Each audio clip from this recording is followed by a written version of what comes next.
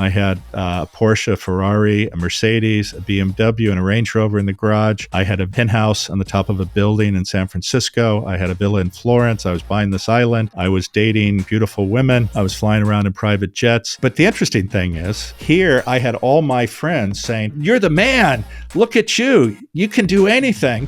Yet, I was never so unhappy in my entire life. Let's go.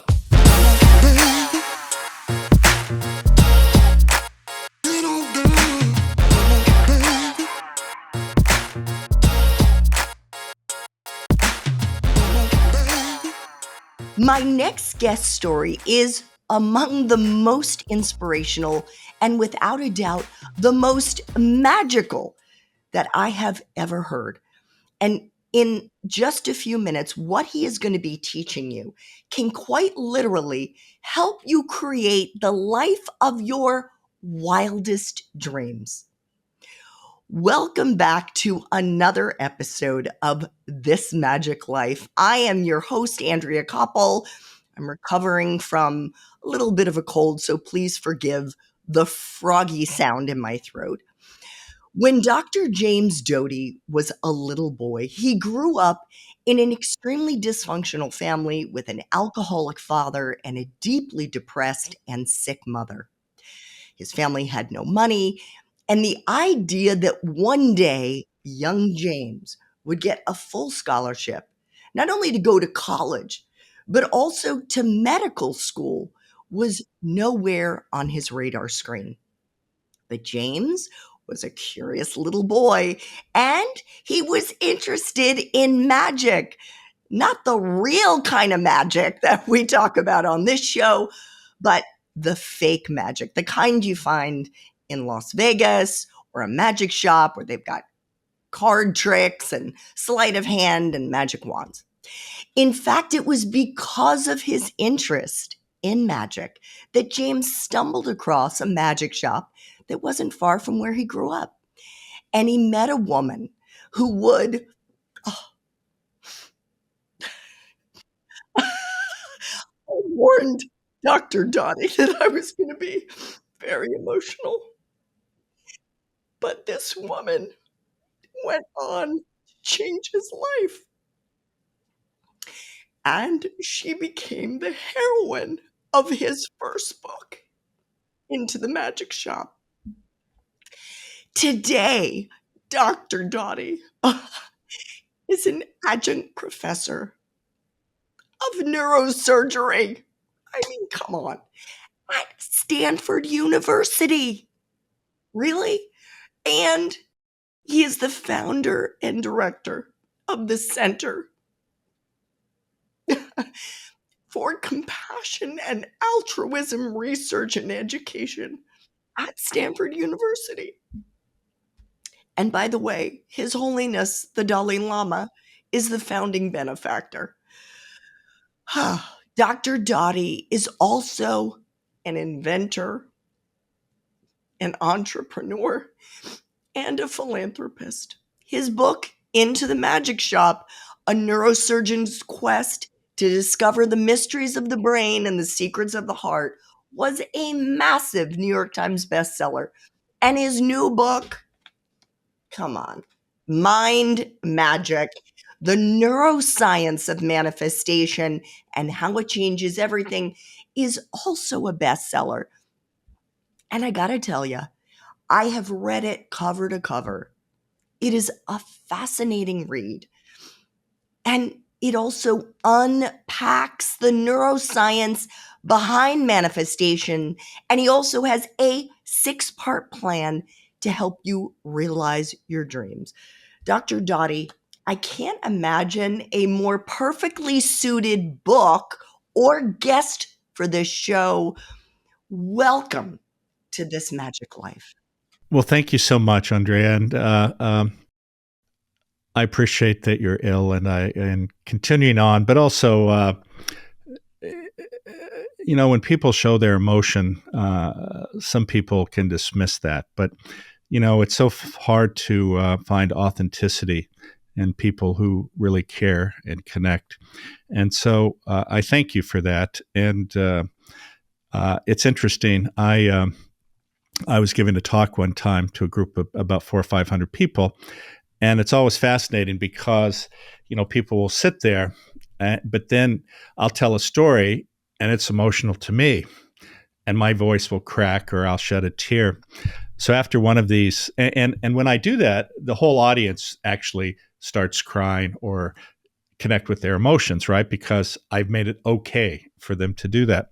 And one time I gave a talk, and afterwards, this woman comes up to me and she says, "Gosh, I felt so sorry for you up there." And I said, "Well, what are you talking about?" She said, "Well, your voice cracked. I could see that you were very emotional. You must have been so embarrassed in front of these people." And she said, "You know, I'm a psychiatrist and a hypnotherapist." And she said, "If you come to me for 3 sessions, I'll get rid of that for you." And we can cut that right out of your head. Yeah. And I said, "But frankly, on some level, that's my superpower, is that I allow people to connect with their emotions, be authentic, be themselves, be vulnerable, because that is how we were designed, to care for others, to connect with others. And getting rid of that actually in some way would completely change my entire interaction, and not only on the stage, but with people in general. I mean, a lot of people resonate with me because of that, because I sit there with them and let them be who they are and show their emotions. And nobody should ever be ashamed of that. And in fact, I would argue that those who are able to do that are actually the strongest people, to be able to sit and not be afraid, accept yourself, accept your vulnerability, accept who you are. And to be able to do that actually is a gift. And it's unfortunate more people are not like that. Well, thank you so much. I really appreciate that. I've now collected myself. And I have to ask you, Dr. Doty, before we dive into your magical story, because I really want us to get into that with our audience, and how you have manifested just about everything you have achieved and created in your life, both the good, the amazing, and the bad, the really shitty. I would love it if you could define for our audience what manifestation is and what it means to manifest something in your life. So manifesting is the ability to embed an intention into your subconscious that increases the likelihood of that intention becoming reality. And there are some caveats with that, but fundamentally, that is the definition. How is it different from a person who prays? I am not going to go through a big criticism of religious beliefs, but I will tell you that I'm an atheist. And the reason I'm an atheist is because the only knowledge I have is I'm here at the present moment. I have no information about a future. I don't get lost in the past. I only know that I'm here in this moment. And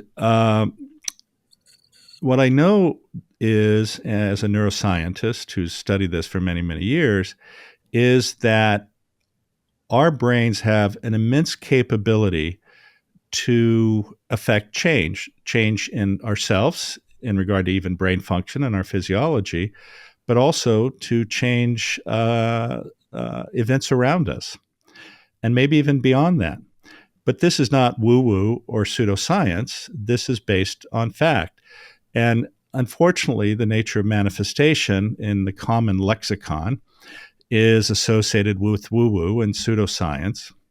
As an example, there's this concept of the law of attraction, as if you put out positive energy, that somehow the universe or an entity out there responds to that positive energy, and then it will decide if you're worthy to have your intention manifest. And the problem with that is, one, there is zero evidence, nor has there ever been any evidence that that's the case whatsoever. Plus, the universe is random. I was having a conversation with John Hamm, who you may know, He was saying, at best, the universe is indifferent. And the universe doesn't care about us at all. And frankly, most things in life, unless you develop techniques, are random. And so the key is, though, how do you take the abilities that are within yourself to create the, if you want to say, the life you want? And that's what we're talking about here. And this relates to understanding how to put your mind in the best state, which allows you to manifest, and then also to understand the difference between what you think you want or need, especially how modern Western capitalist society has defined success and equating that with happiness, versus understanding our real purpose in this world, which relates to connecting to others, caring for others. And when you're in that mode, your cognitive brain networks function at their best. And we can go into the psychology and the evolution of that. So what I'm saying is, this is a technique to put you in the right mental frame that allows you to activate these brain networks in the best way that is possible for you. And by doing so, create the circumstances, and you may call it serendipity or coincidence, that allow you to manifest your dreams. But again, as you mentioned about myself previously, be careful what you ask for and have an understanding of what it is you're really trying to do versus what you think you should do, or what maybe others around you or society has told you will create a life of meaning and purpose, which is frankly not true in most instances. We are going to get into that. What I love so much about you, Dr. Doty, as a teacher of the practice of manifesting, is that you are not a spiritual guru in a saffron robe who has been living in an ashram in India. You are a Stanford University neuroscientist and neurosurgeon, that's probably more correct, who lives in luxury in a spectacular home, I think somewhere in California now, who also happens to be an expert on the brain and neuroscience. And I'm going to want to dig into the science of manifesting with you just a little bit later in our conversation, as well as the proof, the evidence that this is in fact real. But first, let's talk about your magnificent, magical story about manifesting the life you are living today. I've already alluded to the story of Ruth, the woman in the magic shop back in California when you were a little boy, who first introduced you to the magic of manifesting. So I want us to fast forward to where you begin your latest book, Mind Magic. In fact, the title of your first chapter is Out of the Wreckage. I'm going to set the scene. It's the year 2000. At that point, you say you were worth about $78 million. You had a villa in Florence, a 7,500 square foot mansion in California, every kind of luxury car that the mind could imagine. And you just made a down payment, quite literally, on an island off the coast of New Zealand. It was everything that you had manifested from when you were a kid. And you talk about the notebook that you had when you were a little boy. You wrote out your list of wishes: to go to college, to be a doctor, $1 million, not 78, but $1 million, a Rolex watch, a Porsche, a mansion, an island, and success. You had it all, and then you lost it. What happened?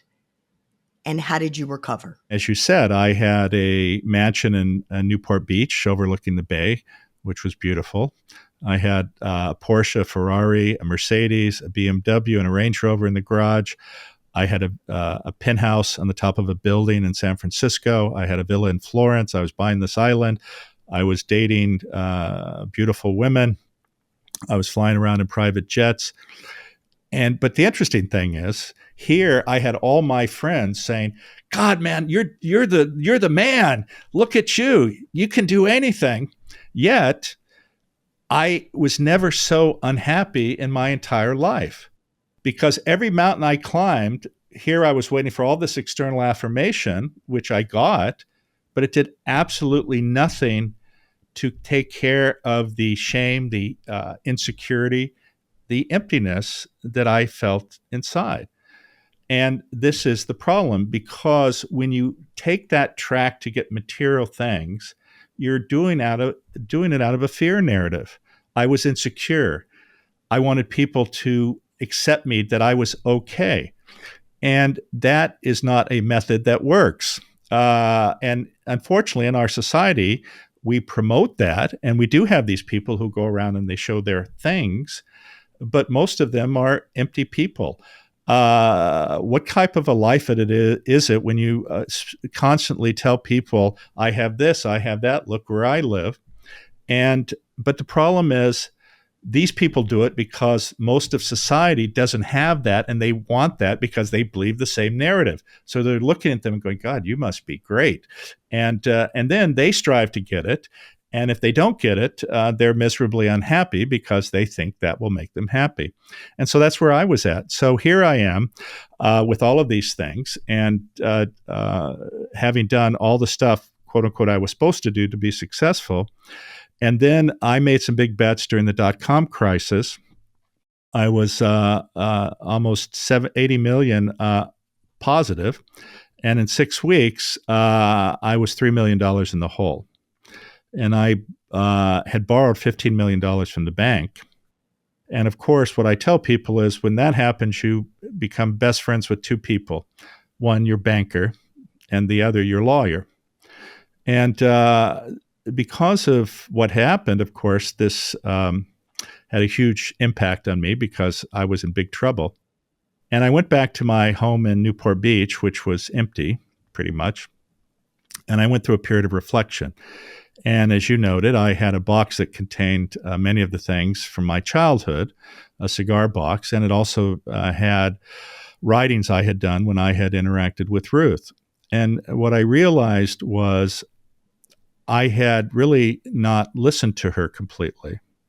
And what I mean by that is, again, I was chasing material things, thinking that that would make me whole and make me feel good. And what I ultimately realized was that that really was the wrong approach. I was doing stuff so people would look at me and tell me I was okay, not through the lens of, how can I be of service? How can I help people? How can I connect? And the difference between the two is, one is an I narrative and the other is a we narrative. And as a species, we evolved to care for others. And our offspring don't run off into the forest or the jungle when they're born. We have to care for them for 10, 15 years at least. And that requires a commitment of time and resources. And so we have a genetic imperative. And what I mean by that is, when we care, in this case specifically for our offspring, we're rewarded. We're rewarded by the release of different neurotransmitters such as oxytocin, or the bonding or love or affiliation hormone. That stimulates our pleasure and reward centers, but it also results in our physiology working at its best. Versus when you're in the fear mode, this shuts down many of your cognitive brain networks or make them much less efficient. And it also has a huge negative effect on your physiology. So we are designed to care, which means engagement of our parasympathetic nervous system, or our rest and digest system. Because in earlier times, we were concerned about predators, and we responded to that. Our sympathetic nervous system kicked in. We survived or did not, but it comes back down to normal, and you're back in this rest and digest system. That's not how modern society works. because we don't live in villages. We don't have a community that supports us. We don't live in intergenerational families. So we have this constant fear and anxiety that we're not worthy or good enough. And this creates this negative dialogue that constantly goes on in our head. So anyway, after losing all of that money, I went through this period of reflection, and I had a conversation with my lawyer too, because I had set up some charitable trusts. And as you probably know, as much as people say they're philanthropic, probably 99.9% of the time, they do it for a tax break and for personal recognition. And I did the same. And it turned out, though, that my lawyer said to me, Jim, I have to apologize. We were supposed to file this paperwork. We never did it. You do not have to give away all of the stock that you were going to give away to charity, which was stock in a company that had yet to go public, of which I had been the CEO. And after this period of reflection and self-awareness, if you will, I decided to go ahead and still give away all of that stock to charity. And that ended up being $30 million. And remember, I was $3 million in the hole. But what happened from that? I tell people I went from rags to riches to rags, metaphorically, but ultimately I got unbelievable riches. And it wasn't monetary riches. It was changing how I saw myself as a doctor. It wasn't about me anymore. It was about focus on caring for others. I created the center at Stanford because I understood the power of compassion and self-compassion and how that's so critical to our lives and the survival of our species. And as a result of that, I connected with the Dalai Lama, who became our founding benefactor. Then I became the chairman of the Dalai Lama Foundation, which then led me to become friends with Desmond Tutu and Thich Nhat Hanh and Amma, the hugging saint, and Sri Sri Ravi Shankar and Sadhguru and Eckhart Tolle and Byron Katie, and all of these incredible individuals who became friends of mine and who I hang out with and who I communicate with and who I've learned so much from. And then, of course, it allowed me to write this first book, which I had no interest in writing that book until somebody said to me, the stories you tell during your talks are very powerful. These can help people. And the weird story about that is I met a guy when I was at Tutu's 80th birthday who introduced himself. And long story short, he was a literary agent. He tracked me down in California and said, I followed your work and I think you should write a book. I'm a literary agent. And the reason is one, I've told my father about you and he's my hero. He's 85 and I would love to give him this book if you do it with me. And I'd been asked to write a book before and I'd always refused. And I just said, okay, I'll do it. Without looking this guy up, without questioning it, I said, okay, I'll do it. Well, it turned out he was Tutu's literary agent, Mandela's literary agent, and Richard Branson's literary agent. Doctor, can I interrupt just for one Sure. second here? Because the takeaway that I'm hearing is that even though you're a neurosurgeon, you learn the power of the heart. That is the fundamental key to everything. And, I tell people, and there's a quote that says, sometimes the most difficult journey is from the head to the heart.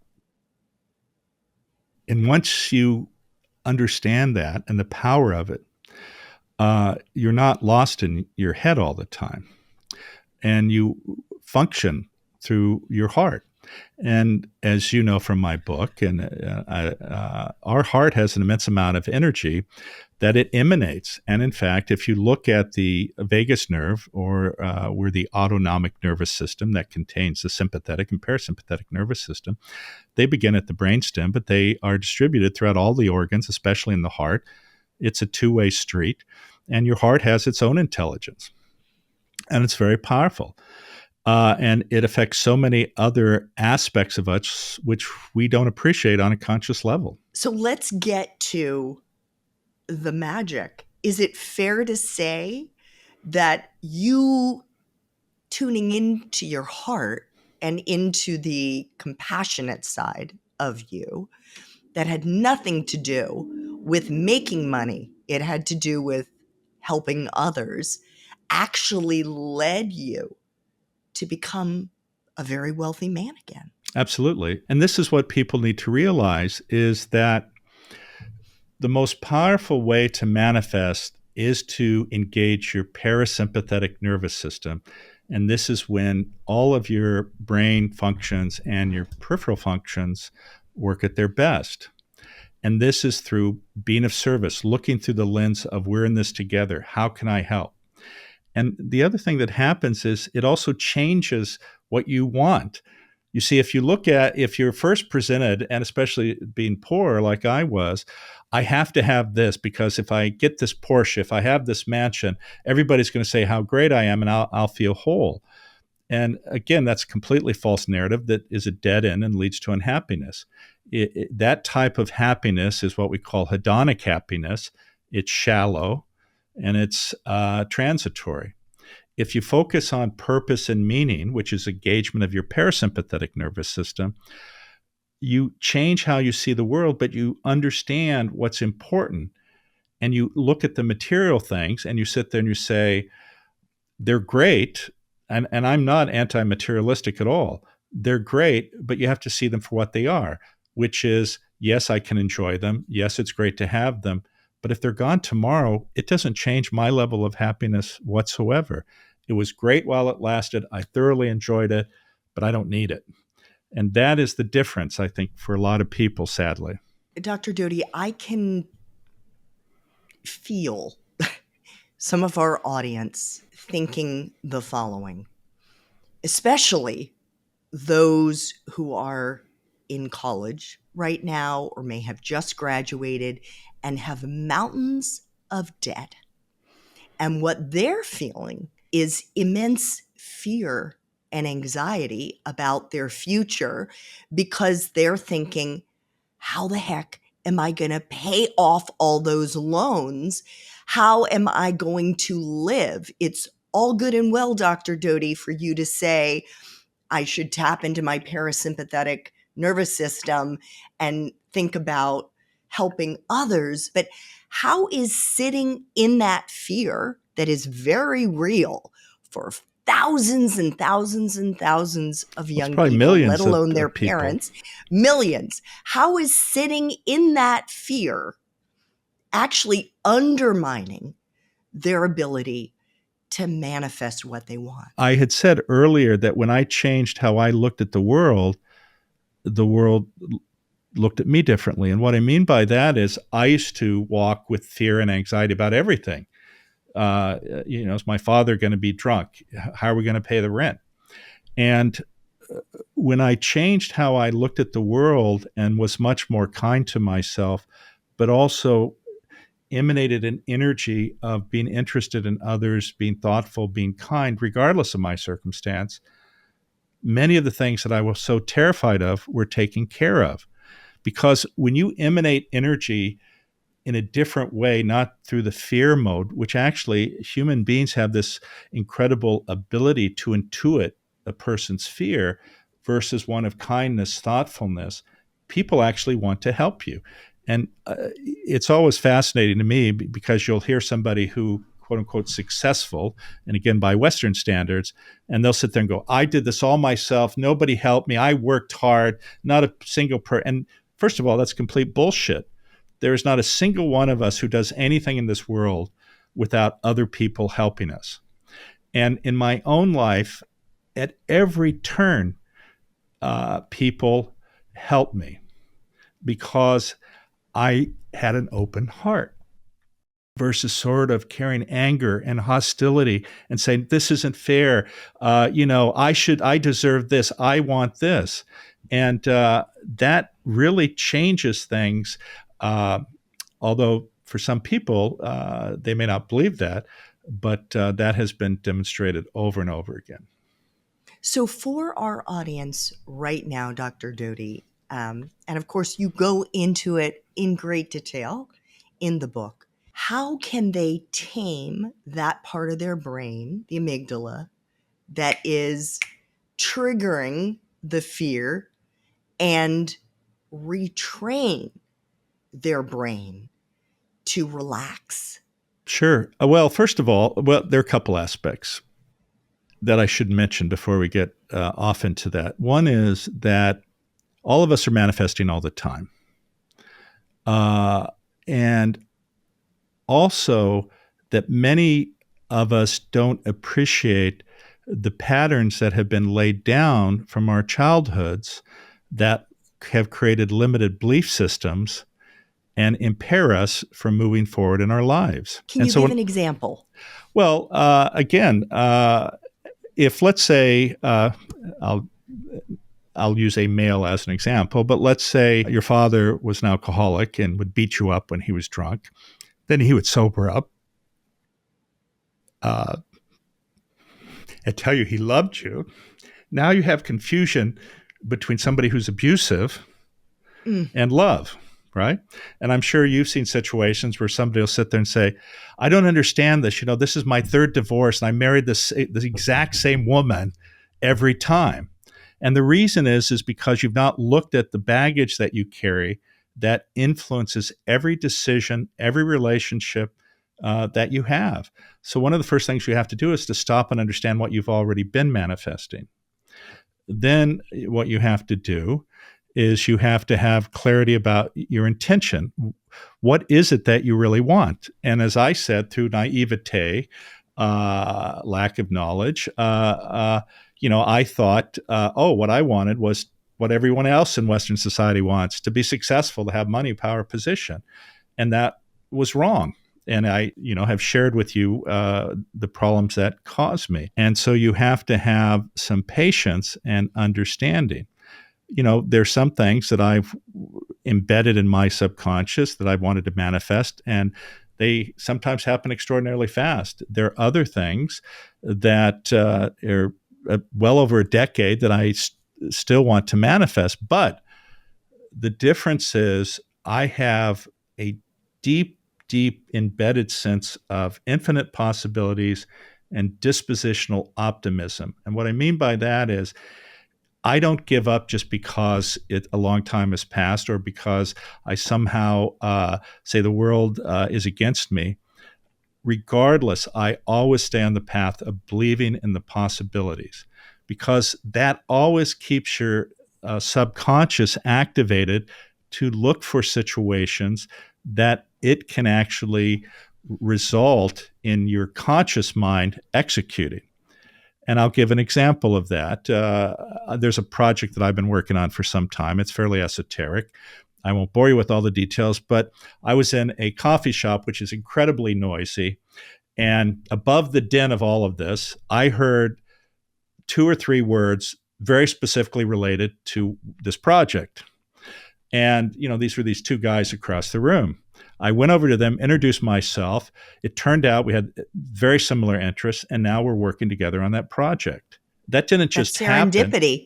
Yes, but that's because, and we can get into the brain networks if you want, every second we have about 10 million bits of information coming into us from our sensory organs. That creates our reality for us.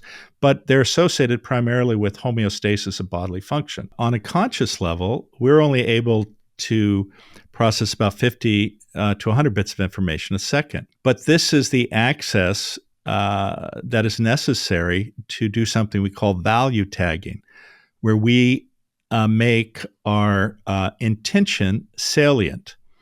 But the process that has to go through is that when we embed that intention, it activates a part of our brain, which is called the default mode network.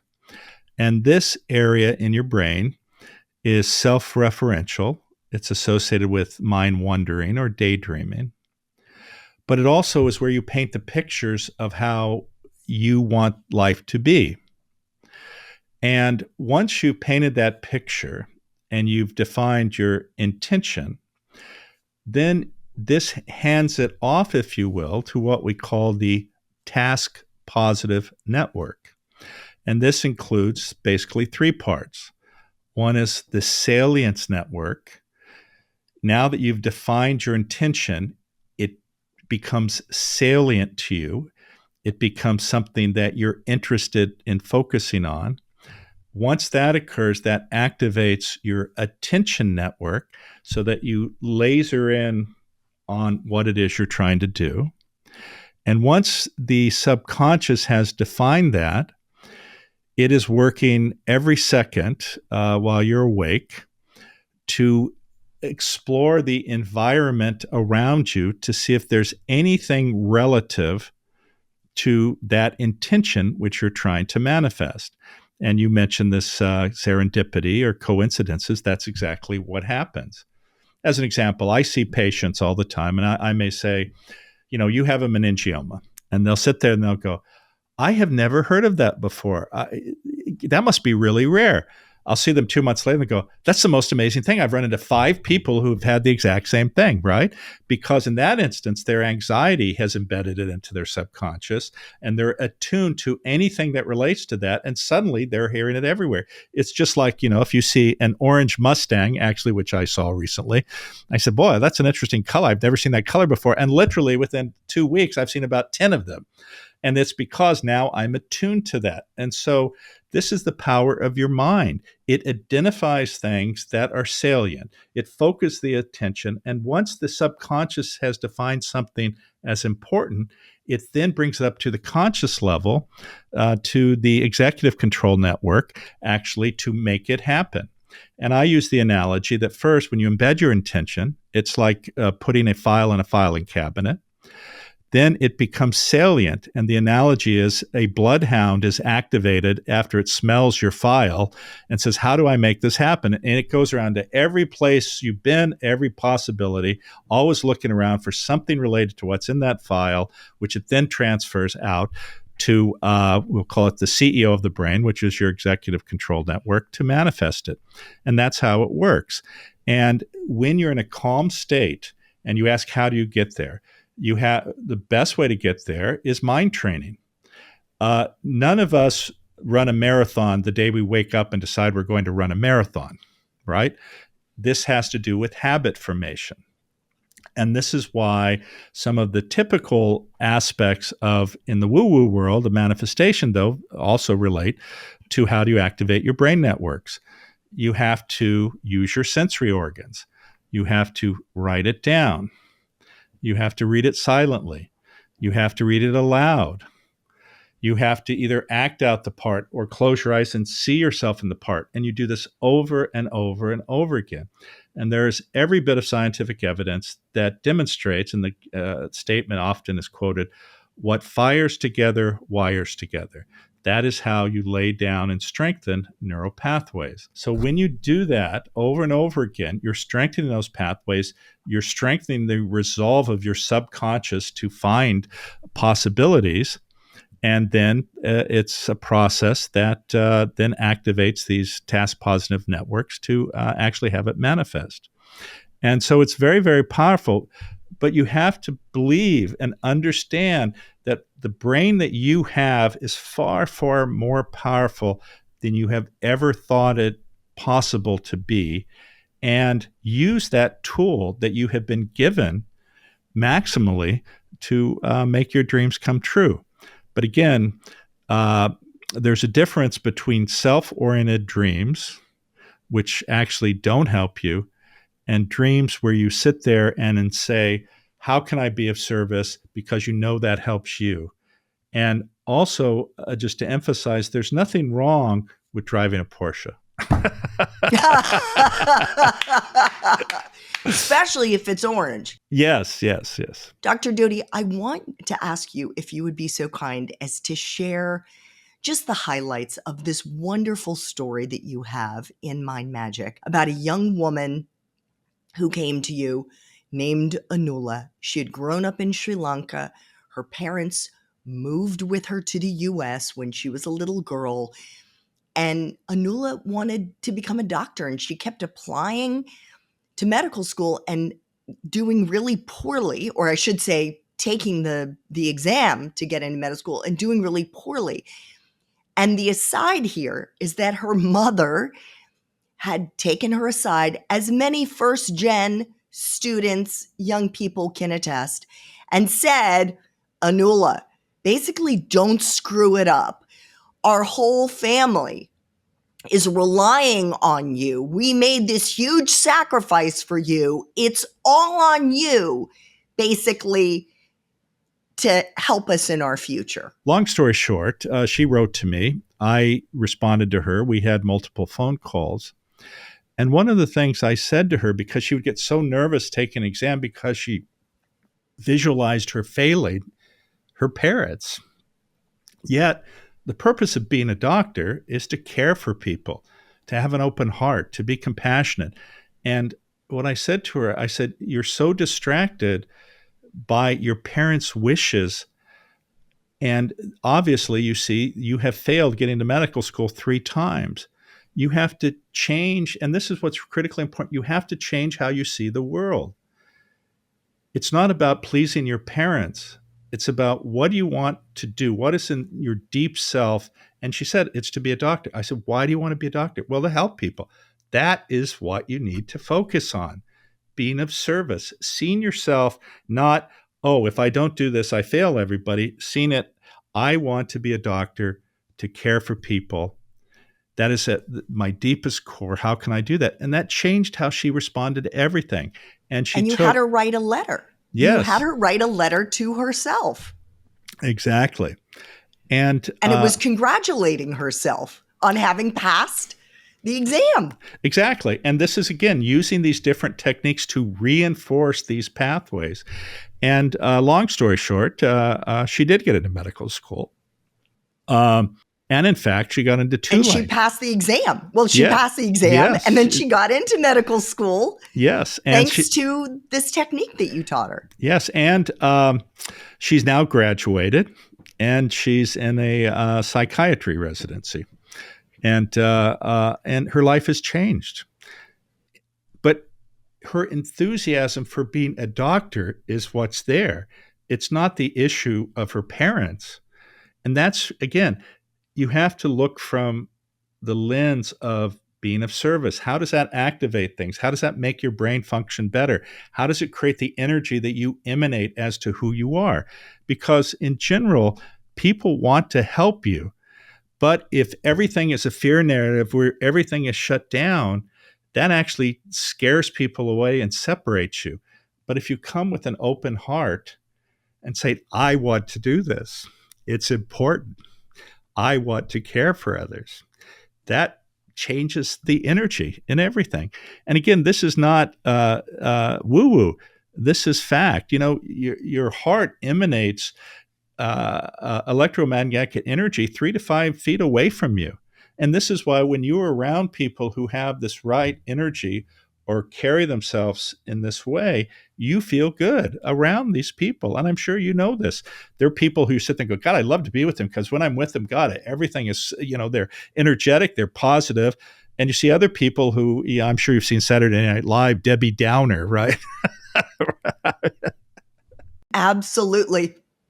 Dr. Doty, you've been so generous with your time. I have 2 final questions. But before I get into them, I want to just list the 6 steps that you break down in great detail, which are really a roadmap to manifesting. Step 1 is to reclaim your power to focus your mind. Step 2, to clarify what you want and the role of cultivating positive emotion, like that young woman, and how it signals to our subconscious that this intention is highly meaningful. Step 3, remove the obstacles in your mind. Basically, get rid of that inner critic.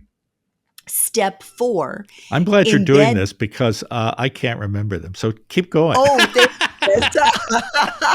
Step 4, embed the intention in your subconscious. And Dr. Doty has a wonderful story about the comedian actor Jim Carrey and how he put a note, basically a fake check that he created to himself, and he wrote it out for $10 million, and he put it in his wallet and he carried it with him.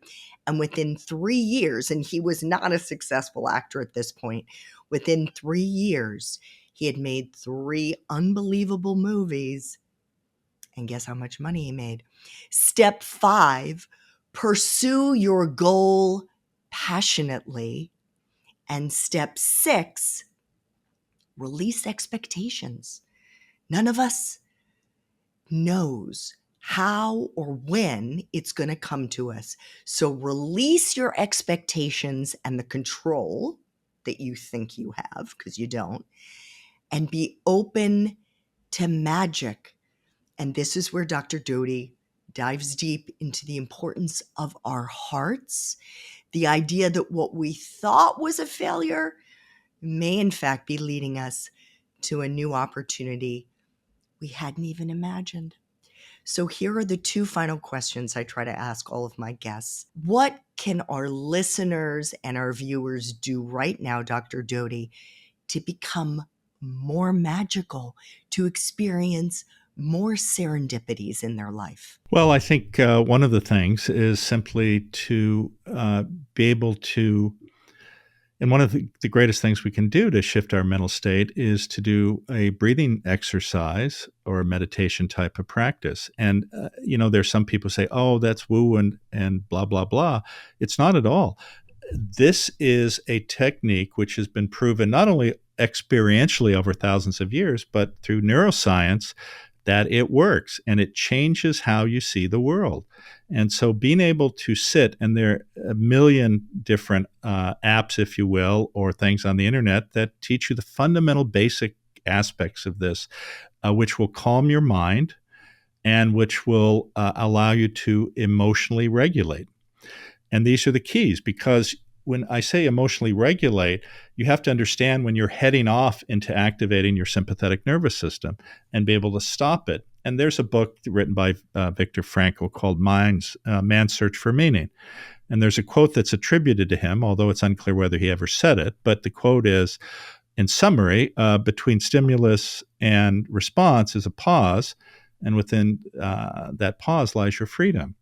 And this is what I have learned over a number of years, is when I see myself going off, I stop, I pause for several seconds, and then it allows me to re-engage my parasympathetic nervous system. Because when you're under threat, it starts shutting down these areas in your brain, and it only makes you have one option, which is a survival option, versus being discerning and thoughtful about decisions you make. So I think that's a very, very critical aspect. And also learn to look through the lens of always, how can I be helpful and of service? And, the Dalai Lama makes a statement: if you want others to be compassionate, or if you want others to be happy, be compassionate. If you want to be happy, be compassionate. And this is really true. When you walk through that lens or see the world through that lens, it actually changes everything around you, where people want to be around you, where they understand that you're not solely focused on a selfish goal, that it's not just about you, it's about other people. And nothing is more of a turnoff, and I'm sure you've experienced, to people who sit there and say, I did this, I did that, I'm so great, et cetera, et cetera, et cetera, versus saying, I work together with this team of people. I am so blessed to be with them because each of them contributed so much to our success. That is the person you want to be around, not the person who takes all the credit or keeps saying how important they are. And frankly, none of us are that important, or all of us are that important. Yes. Yes. And one footnote on that magnificent Viktor Frankl book, he wrote it while he was in a concentration camp during the Second World War. He was a German Jew. And he wrote this book, The Search for Meaning, Man's Search for Meaning, when he was, as you can imagine, suffering an incredible amount. But it was his way of keeping the human spirit, his own spirit, alive. And in many ways, there's a great analogy here, because he promoted the reality you have to have meaning and purpose and hope to survive. And just very quickly, to quote an interesting experiment, so they took some rats and they put them in a tub of water. And after about 15 minutes, they would sink and potentially die. So they redid the study, but as they started to sink, they were pulled out and saved. And then they redid the experiment with those same mice. And I don't quite remember the exact number, but they didn't survive for 15 minutes. They survived for hours because they had hope. Oh, isn't that beautiful? So if you can shift the brain waves, if that's the right way to describe it, of rats to the degree that they're able to keep paddling away in that bucket of water, imagine what that means for you. And that's exactly right. And that's fundamentally the statement. You have within your mind the ability to change how you perceive the world in a microsecond. I always give the example too of somebody. I'm sure you've been cut off on the highway by somebody, right? And what are the first thoughts? What are the first thoughts that go through your head? Typically, at least for a male or myself, it might be a hand gesture or some sort of expletive. And because you're angry, you're saying they're selfish, they don't care, they almost caused me to have an accident. But if you reframe that and say, what if that person driving the car, what if his wife was next to him? What if she was 8 months pregnant? What if her water broke? What if she's bleeding?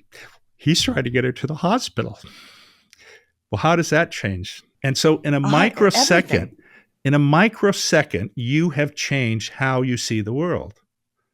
In a microsecond. And that is something each of us has the ability to do every second. How do you see the world? Do you see it through the lens of oh, they're trying to screw me, somebody's did something horrible? Or do you sit there and you say, I don't necessarily see everything here, but I'm giving these people the benefit of the doubt? Or you see your life as being magical and the opportunity to attract more and more of what you want so that you can be of service to making the world a better place. Final question, Dr. Doty. Looking back on your incredibly successful career journey thus far, what do you think has been the secret to the magic that you've attracted and experienced? Well, there are a couple, but one is I don't think I'm that important. And what I mean by that is all of us have something to give in this world. Some are able to give it on different platforms. The fact that you don't get what you want, or in fact, the fact that you get what you want, doesn't make you any more important than anyone else. And I think that's something important to carry with you. And also to understand that everyone is suffering. And if each of us, I know from my own experience and the experience of so many others, each of us has the ability every day to positively influence at least one person. And it can either be saying hello, it can be a hug, it can be opening a door, it can be buying somebody groceries. Everybody has the ability. And when you walk in the world with that in mind, it changes every interaction you have.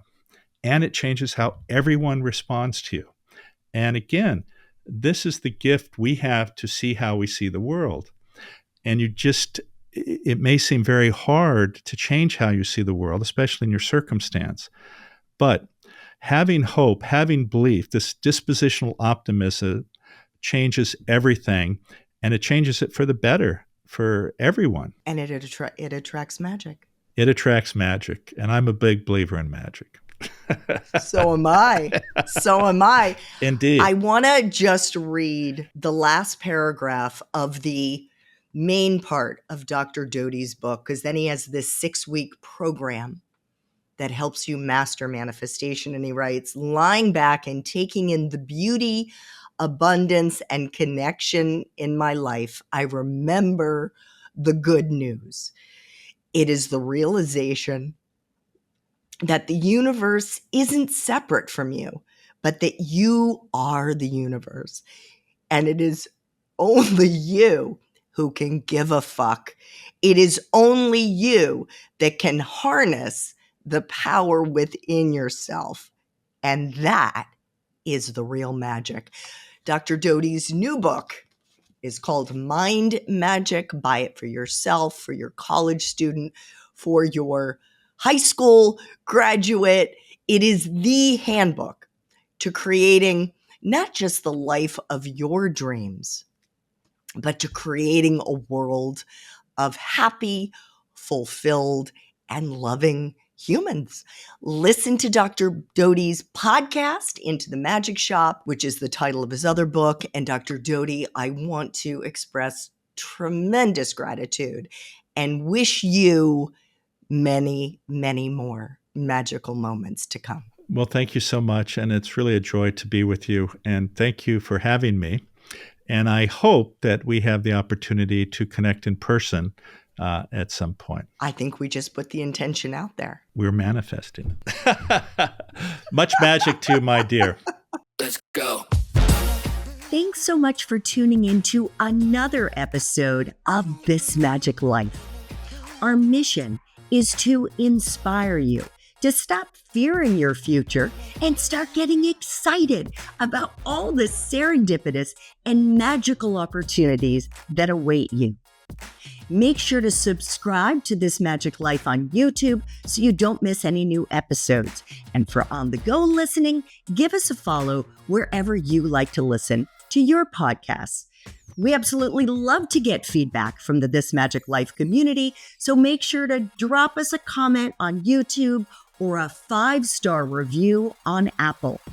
And you can always find me on LinkedIn at Andrea Koppel, aka the Career Magic Maker. I can't wait to see you soon.